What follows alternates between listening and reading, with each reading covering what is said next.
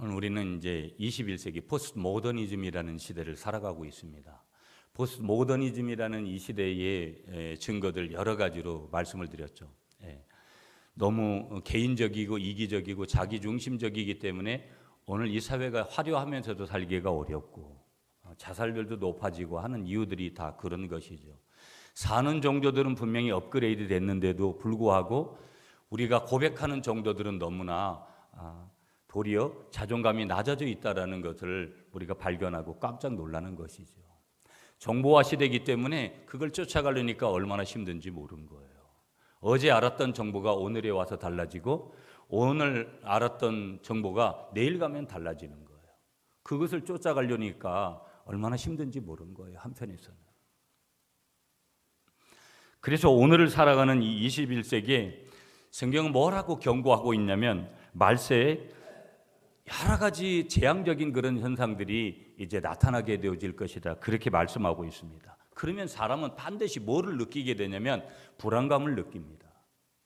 우리에게 있어서 우리의 육체에게도 마찬가지고 우리의 정신세계도 마찬가지고 우리 모든 삶의 패턴이 약간의 불안감을 가지는 것은 우리가 예방 차원에서는 상당히 좋은 것이죠. 그러나 절대적인 불안감을 느끼며 인간이 살아가게 되어질 때 거기서 오는 파생되어지는 문제는 얼마나 어려운 문제들이 생각지도 않은 눈물을 흘려야 되는 아픔을 겪어야 되는 그런 불안감들이 우리의 삶의 자리를 이제 잠식하게 되어질 때 여러 문제가 이제 야기되게 되는 것이죠. 밤사이 안녕이라는 이 표현들에 대해서 어떻게 여러분이 생각을 한번 해보시는지 모르겠어요.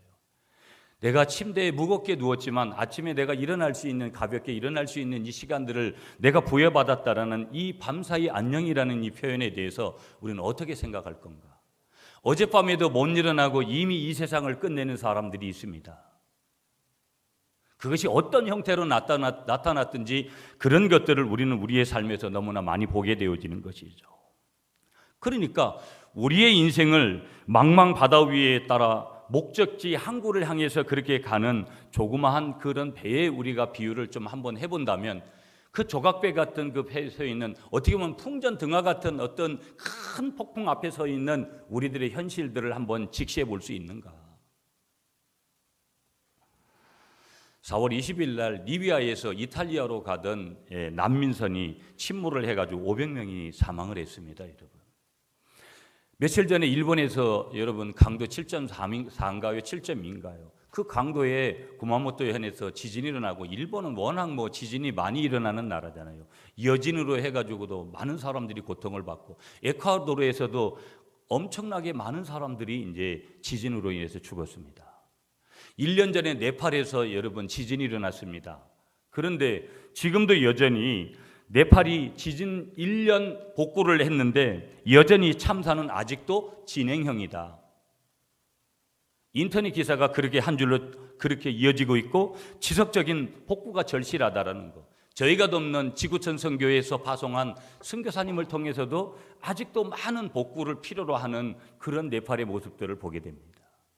아니, 그것이 오늘 이 불안감들이 오늘 조각배 하나를 타고 가는 인생의 여정 같은 이런 일들이 네팔에서만 일어나고 있고 에콰도르에서만 일어나고 있고 리비아에서 이탈리아로 가고 있었던 그 난민선에서만 일어나는 것이 아니고 일본 땅에서만 일어나는 것이 아니고 오늘 이 21세기 포스트 모더니즘 시대를 동일하게 동일선상에서 살아가고 있는 한국 사람들인 우리 모두도 얼마나 어려운지 모릅니다.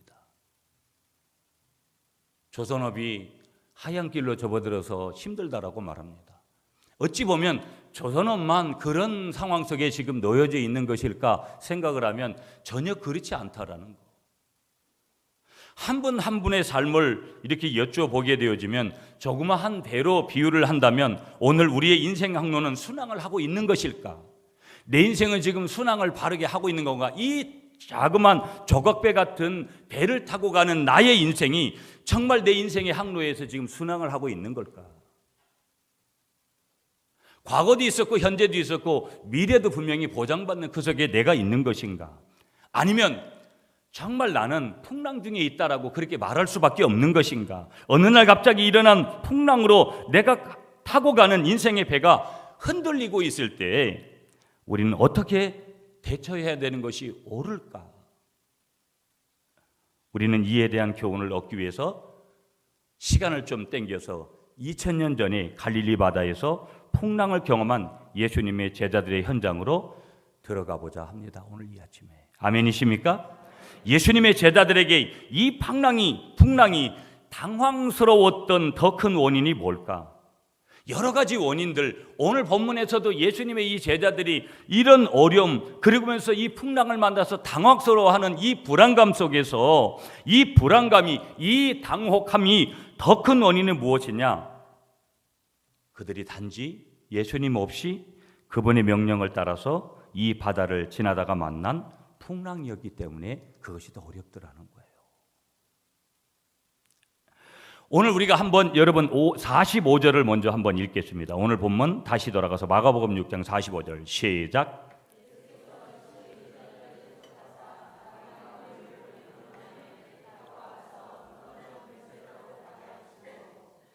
자, 이 말씀이 뭐냐면 이런 거예요. 다른 말씀이 아니고 이 말씀은 지금 이 풍랑은 전적으로 예수님을 따르다가 그러면서 예수님의 말씀대로 살다가 지금 만난 고난이 지금 예수님의 제자들이 만난 고난이라는 거예요. 우리는 항상 힘든 게 뭐냐면 예수를 믿으면서 내가 예수님을 믿는 정도로 갖고 믿음의 세계의 정도로 갖고 내가 주님을 위해서 무언가를 다 했다라고 했을 때 우리는 거기서 오는 서운함과 거기서 오는 아픔들이 큰 거고 거기서 상대적으로 비춰지는 이 자존감이 너무나 낮아지는 것에 너무나 힘들어지는 거예요. 여러분 부부지간에도 오늘 우리가 살아가면서 내가 알고 있는 지인에게도 내가 정말 그가 원하는 쪽으로 최선을 다해서 무언가 100% 이상을 다 해주었다라고 내가 그런 생각을 가질 때 상대방에게 상처를 받게 되는 거예요. 내가 해준 게 없으면 사실은 미안해서라도 그분에게 내가 반대로 상처받을 이유가 없더라는 거예요. 신앙에도 마찬가지라는 것이죠. 우리에게 있어서 풍랑은 예외가 아니더라는 거예요. 내가 신앙생활 한다고 해서 내가 믿음이 깊었다고 해서 이런 풍랑이 오지 않는 것이 아니고 내가 신앙생활 한 지 엊그제밖에 안 됐기 때문에 이런 풍랑을 경험하지 않는 것도 아니고 예수 밖에 있느냐 예수 안에 있느냐 인 크라이스트냐 아니면 그렇지 않느냐에 따라 가지고 그것이 결정되는 것이 아니라 누구든지 예수를 깊이 믿어도 예수 믿은 지 오래돼도 무엇은 경험할 수 있는 것이냐? 풍랑은 예외가 아닐 수 있다는 거예요. 이 말은 무슨 얘기냐? 누구든지 풍랑을 만날 수 있겠다는 이 사실 앞에서 우리 모두가 다 입술을 열어서 아멘 하시는 여러분들이 되시기를 간절히 축복하겠습니다. 그러면서 우리가 하나 붙들어야 될 내용이 뭐냐면 우리가 예수를 믿으면서도 여전히 이런 고난과 역경과 아픔들과 이런 풍랑을 만나될 때 오히려 우리가 이런 일을 만나거든 우리는 어디로 가야 되느냐? 우리는 다시 1세기에 예수님께서 이 풍랑을 만난 제자들에게 이 문제를 해결하시는 갈릴리로 다시 한번 우리가 돌아가야 될 줄 믿습니다. 무슨 얘기예요? 우리가 어려움을 만날 때마다 우리는 십자가로 돌아가야 되고 복음으로 돌아가야 되고 우리는 예수 그리스도 앞으로 돌아가야 될 줄 믿습니다. 오늘 여기 말씀하고 있는 갈릴리 바다는요, 여러분 예전에는 긴네렛이라고 불렀습니다. 성경에 그런 표현들이 있어요. 갈릴리 바다의 다른 표현이 뭐냐면 긴네렛이라고 부르고 또 다른 표현은 발음이 안 되네. 게네사렛이라고 이렇게 불렀어요. 게네사렛. 그 다음에 또 한 단어를 하면 디베라라고도 부르기도 했어요. 이런 표현들이 다 갈릴리 바다를 다른 말로 표현할 때 그렇게 표현하는 거예요. 그러니까 어떤 때는 단순한 바다같이 어떤 때는 호수로 불려지기도 했다라는 거예요. 바다는 아닙니다. 호수죠, 호수. 더 정확하게 말하면. 그런데 이 갈릴리 바다는 이 갈릴리 호수는 평상시에 맑고 아름다운 바다고 호수였지만 간혹 급작스러운 폭풍이 일어나게 되어지면은 유명한 풍랑을 만드는 그런 호수였고 그런 바다였다라는 거예요. 그러면 왜 이런 일이 일어날 수밖에 없느냐라는 이 폭풍이 잦은 이유를 지리적으로 찾아보게 되어지면 지리적인 이유는 이런 거예요. 갈릴리 바다와 갈릴리 바다의 북쪽에 위치한 시리아와 또 국경을 그렇게 함께 하고 있는 이 골란 고원이라는 그런 있습니다. 골란 고원. 그런데 여기 이 사이가 얼마 정도 되냐면 1200km 정도 되는 거예요. 1200km 정도 되는데 거기 북쪽에서 오는 찬바람과 이 갈릴리 바다에서 일어나는 더운 공기하고 만나는 그 지점에서 이 갈릴리 바다에서 만나게 되어지면 거기에서 어떤 현상이 일어나면 급작스러운 그런 바람이 일어나고 거기에서 그 바람과 동시에 뭐가 일어나면 풍랑이 일어나는 거예요. 여러분 제가 이제 해남 집회나 이런 데 가가지고 울돌목이나 이런 데 가보면 여러분 이제 강화도도 저희 고향도 조수간만의 차가 이 심해서 이 들물 하고 다시 말하면 물이 들어오는 때하고 썰물하고 물이 나가는 때하고 이 조수간만의 차가 어마어마하거든요. 그래서 물이 많이 나가면 그때는 주위의 섬들이 다 이렇게 드러납니다. 그런데 그때 물발이 얼마나 센지 몰라요. 그런데 제가 울돌목을 가보고 물발이 그렇게 세가지고 무서운 거는 처음 봤어요. 그러니까 갑자기 바람이 일어나면은 여기에서 돌풍이 일어나고 풍랑이 일어나는 거예요. 그때는 배가 뒤집히거나 배가 잘못될 수 있는 일이 벌어지는 거예요. 때로는 이 갈릴리 호수인데 바다도 아닌데 여기에서 2m가 넘는 그런 광풍이 부는 거예요. 유로굴로라는 여러분 바울이 만났던 그런 어마어마한 광풍들이 여기에서 이제 일어나게 되는 거예요. 이런 바다를 본 어부들은요, 웬만한 파도는 겁내지 않습니다. 그러니까 이런 일들이 이제 어부들이나 여행하는 사람들에게 있어서는 엄청난 위험인 거죠. 아까도 여러분 난민선이 침몰해가지고 500명이나 되는 사람이 지중해에서 여기서 잘못된 거예요.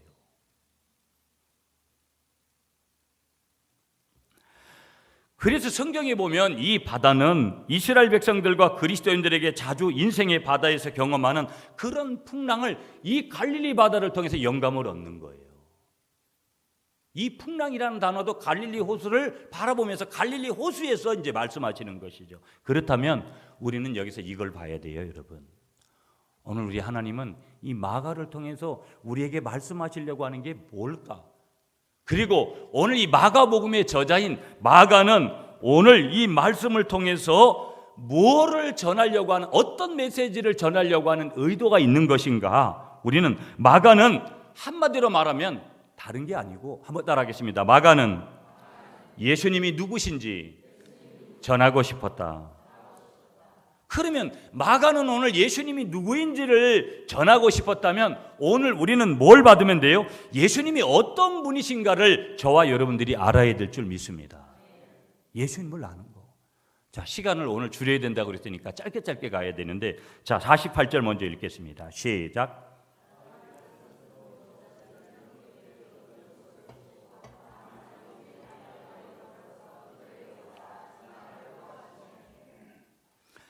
한번 따라하겠습니다. 예수님은 풍랑 속의 우리를 보고 계시는 분입니다.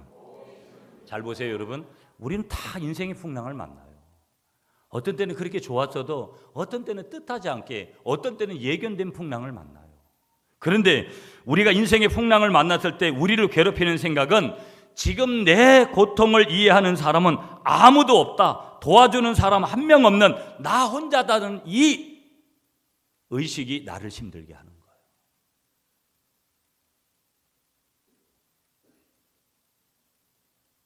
우리가 살아가면서 이럴 때가 있는 거예요. 그래서 지금 1세기의 예수님의 제자들은요, 우리와 똑같이 어째서 지금 우리 주님은 이런 어두운 시각에 이 바다를 건너가게 하시고, 그리고 우리가 이렇게 배의 풍랑과 싸우고 있는데 우리를 홀로 두고 계시는 걸까? 예수님 지금 뭐 하시는 걸까? 그런 오만 여러 가지 인간적인 그런 사고의 생각들로 가득 차 있었습니다. 예수 잘 믿어보세요. 어느 날 하나님이 고난을 줄 때 자동적으로 원망이 옵니다. 예수 똑바로 안 믿어본 사람들은 이런 개념도 뭔지를 몰라요. 예수를 잘 믿어봐야 이게 어떤 것인지를 안다고요. 내가 이렇게 최선을 다했는데도 하나님은 뭘 하고 계시는 걸까? 아우슈비츠 수용소에서 독일의 많은 그 군인들 앞에, 총칼 앞에 그렇게 있었던 수용소의 유대인들이 어느 한편에서는 그런 생각들을 계속 가지고 있었던 거예요. 열심히 해본 사람만 느끼는 거, 믿음의 세계를, 영적 세계를, 거울 너머의 세계를 경험한 사람만이 고백할 수 있는 내용인 것이죠. 제자들이 그런 거예요, 지금 갈릴리 바다에서. 그런데 보면 금방 보신 48절에 보면 바람이 거스름으로 제자들이 괴롭게 힘겹게 노젓는 것을 보시고, 여기 이렇게 말씀하세요. 예수님이 제자들의 상황을 뭐하고 계셨다는 사실을 말씀하는 거예요. 보고 계셨다라는 거예요. 아멘이십니까 여러분? 여기서 보셨다라는 말이 그냥 구경하고 계셨다는 말이 아니라는 거예요. 무슨 얘기냐? 예수님은 안타까운 마음으로 제자들을 어떻게 보셨다라는 거예요? 안타까운 마음을 가지고 지켜보고 기도하고 계셨다라는 거예요. 이게 정확한 표현입니다. 그러니까 예수님은 당신의 제자들을 갈릴리 바다로 보내시고 어디서 무엇을 지금 하고 계셨느냐? 46절을 다시 본문을 한번 보겠습니다. 여러분 46절 말씀 다시 한번 읽어주세요. 시작. 예수님 뭐 하신 거예요? 무리를 작별하신 후에 기도하러 어디로 가셨다고요? 산에 가셨다라는 거예요. 그러니까 예수님은 지금 거기 갈릴리 바다가 내려다 보이는 산 언덕에서 제자들을 위해서 뭐 하시고 기도하시면서 그들이 바다 한가운데서 풍랑 속에 괴롭게 노저으며 버리는 사투를 뭐 하고 계셨다? 두 눈으로 보고 계셨다라는 거예요. 여러분 정말 많이 힘들 때가 있어요. 저 자신도. 제가 어젯밤에도 별로 잠을 못 잤어요. 목회하면서 힘든 날들이 있는데 정말 어제 같은 날도 너무 힘든 날들이에요.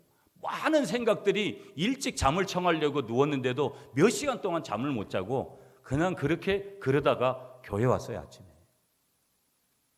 내용이 뭐 때문인지는 여러분에게 설명을 드릴 수 없고 그냥 목회하면서 목사로서 느끼는 그런 것들이 있는 거예요.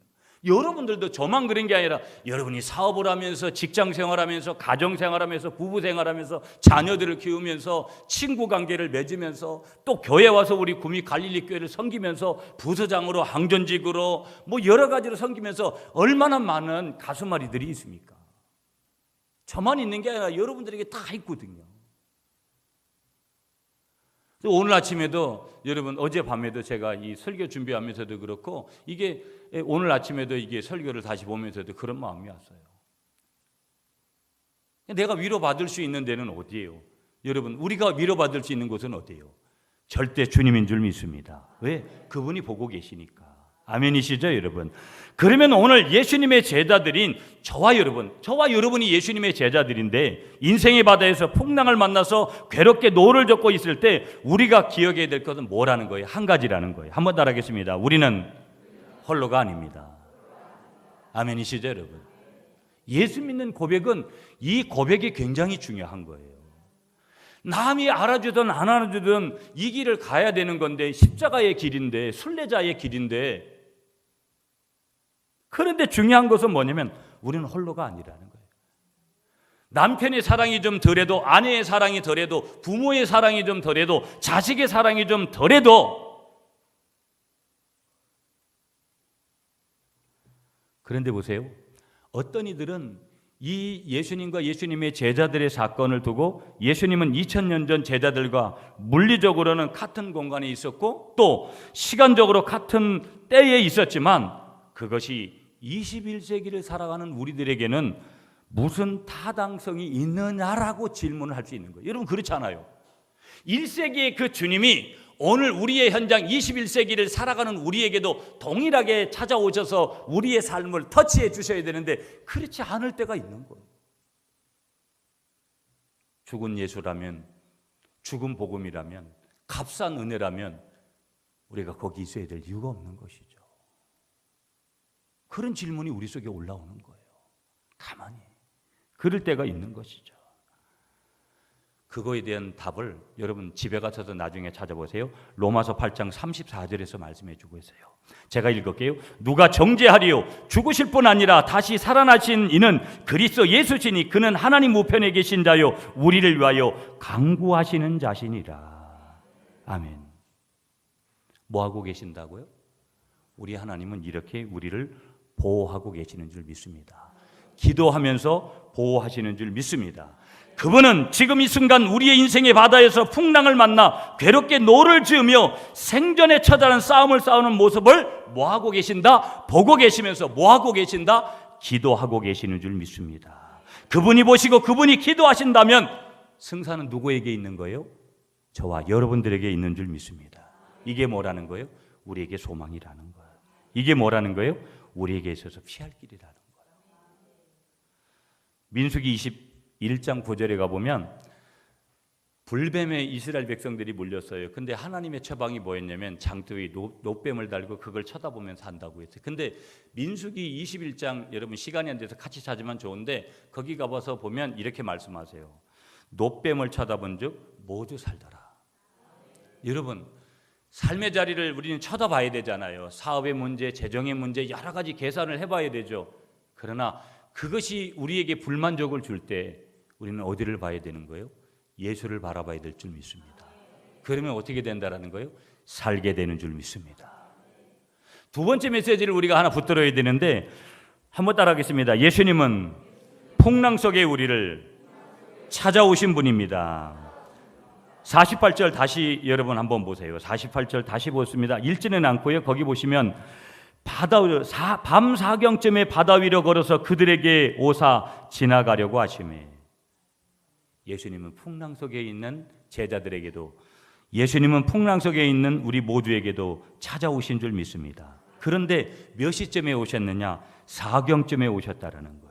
여러분 이 밤 사경이라는 이 표현이 중요한데 밤 사경이라는 것은 뭐냐면 유대인의 밤은 사경으로부터 이 사경으로부터 시작되는데 이 사경이라는 것은 뭐냐면 우리 시간으로 얘기하면 새벽 3시부터 새벽 6시까지를 얘기하는 거예요. 그러니까 새벽 기도를 왜 해야 되느냐? 새벽에 주님은 오시는 거예요. 새벽에. 그러니까 새벽 기도 안 하는 분들은 문제가 심각한 거예요. 그러니까 저는 저희 교회는 새벽 기도를 강조하잖아요. 그러니까 새벽에 오셔서 문제를 해결하시는 거예요. 풍랑을 해결하는 거예요. 물론 이걸 문자적으로 여기에만 국한하면 안 되는 것이죠. 그러면 새벽 기도 못했다고 해서 우리가 정죄받아야 되느냐? 그런 거 아니에요. 그러나 새벽 기도를 하면 새벽 시간이 그만큼 중요한 거고 새벽에 그렇게 놀라운 일들을 행하신 거예요. 새벽에 홍해를 가르신 그 하나님의 역사가 오늘 이 새벽에도 풍랑을 만난 제자들에게도 문제 해결을 하시기 위해서 찾아오신 줄 믿습니다. 밤 사경이라는 것은 그런 의미를 가지고 있는 거예요. 그러면 우리는 아니 왜 하필이면 또 그때 와가지고 새벽기도 못한 것 때문에도 또 늘 목사님한테 얘기를 듣는데 예수님은 또 이 본문을 목사님이 인용해서 설교하도록 그렇게 할까? 왜 하필이면? 이런 질문할 수 있잖아요. 왜 하필이면? 그건 다른 이유가 없어요. 주님의 주관적인 결정이에요. 주님 마음이라는 거예요. 새벽에 오시든 아침에 오시든 저녁에 오시든 밤중에 오시든 신랑 마음인 줄 믿습니다. 신부는 항상 깨어서 그 신랑을 기다리기만 해야 되는 줄 믿습니다. 그러나 성경은 아주 많이 언제 오신다 그러는 거예요?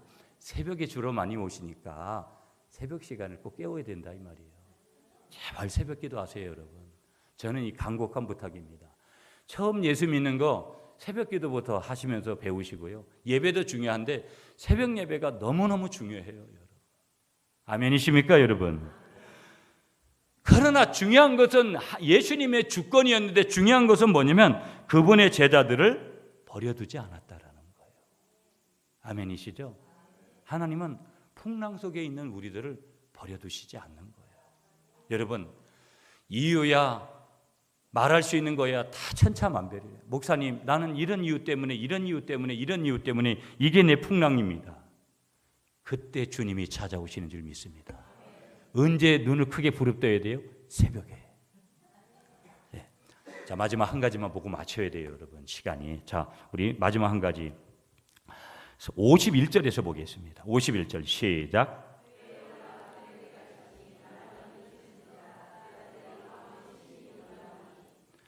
예수님은 따라하세요. 예수님은 풍랑을 그치게 하시는 분입니다.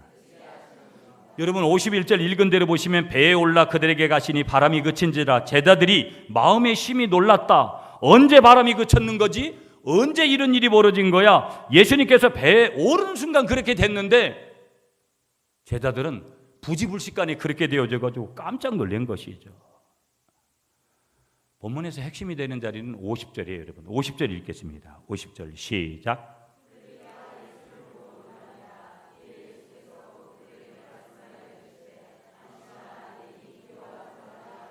아멘. 안심하니 내니 두려워하지 말라. 한번 따라하겠습니다. 내니 여러분 이 단어가 원어로 보면은 이런 거예요. 에고에미라는 단어거든요. 에고에미. 영어로 말하면 이런 거예요. I am. 나는 뭐뭇이다. 나는 뭐뭇이다. 이런 뜻이거든요. 에고에미. 예수님께서 에고에미 하신 거예요. 제자들에게.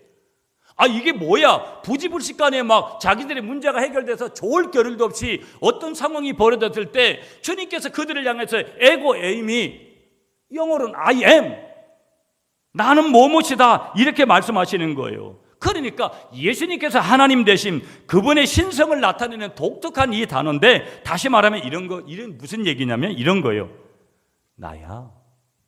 내니 이 말은 나야. 여러분 옆에 어느 날 갑자기 불 다 끄고 있는데 옆에 누군가가 와가지고 갑자기 내 귀에 대고 나야 그래 보세요. 깜짝 놀라는 거예요. 정신이 없는 거죠. 완전 잘못하면 이렇게 될 수 있는 거예요. 갑자기 예수님께서 이런 제자들에게 와서 나야 하나님이야, 나야 주님이야, 신언, 신의 소리를 들려주는 거예요. 여러분 신의 소리를 들으면 어머 예수님 이때 오셨군요 이렇게 하는 줄 아세요? 전부 놀라가지고 다 거기에 엎드려지는 거예요. 정신이 혼미해져가지고 하나님을 만나면 이런 거예요. 지금 하나님이 개입하시면 무엇이 문제겠느냐라는 것이죠. 하나님이 개입하시면 모든 문제가 오늘 우리들에게서 해결되는 것이 되는 줄 믿으시는 여러분들이 되시기를 간절히 축복하겠습니다. 중요한 것은 뭐라는 거예요? 내가 그분을 그렇게 바라보고 있느냐, 내가 그분을 그렇게 믿고 있느냐, 그렇게 믿으시는 여러분이 되시기를 간절히 축복하겠습니다. 말씀 정리해야 돼요. 여러분 이렇게 정리하려고 해요. 오늘 우리가 영혼사랑 축제를 14번째 시작합니다. 현수막 걸었다고 우리가 전도가 되는 게 아니고, 우리가 이런 풍랑 속에서도 우리를 보호하시고 인도하시는 하나님의 은혜를 경험했으면 우리는 그 은혜를 전해야 돼요. 마가의 의도는 한 가지예요. 예수님이 누구신가? 예수님은 이런 분이다. 우리의 삶의 자리에 안 된다고 하는 그 자리에도 오셔서 안 되는 문제를 되게 하시는 분이고, 문제 있는 그곳에 오셔서 문제를 해결하시는 분이고, 삶의 절망 가운데 오셔서 절망을 모든 희망으로 바꾸시는 분이다. 그렇다면 오늘 이 말씀을 재해석해서 우리에게 들려주시는 성령의 음성은 무엇이냐? 오늘 우리에게도 동일하게 뭘 하라고 들려주시느냐? 이 예수를 전해야 될 줄 믿습니다. 여러분 오늘부터 여러분의 가슴에 50일 동안 한 영혼을 품으시고, 두 영혼을 품으시고, 세 영혼을 품으시고, 수많은 영혼들을 품으시면서 주님께로 그 영혼을 올려드리시는 여러분, 그래서 예수만이 우리 인생의 참 주인이시요, 예수만이 우리 인생의 참 진리이시요, 예수가 내 인생의 전부라고 그렇게 고백하시는 갈릴리의 모든 사랑하는 지체들이 되시기를 간절히 축복하겠습니다.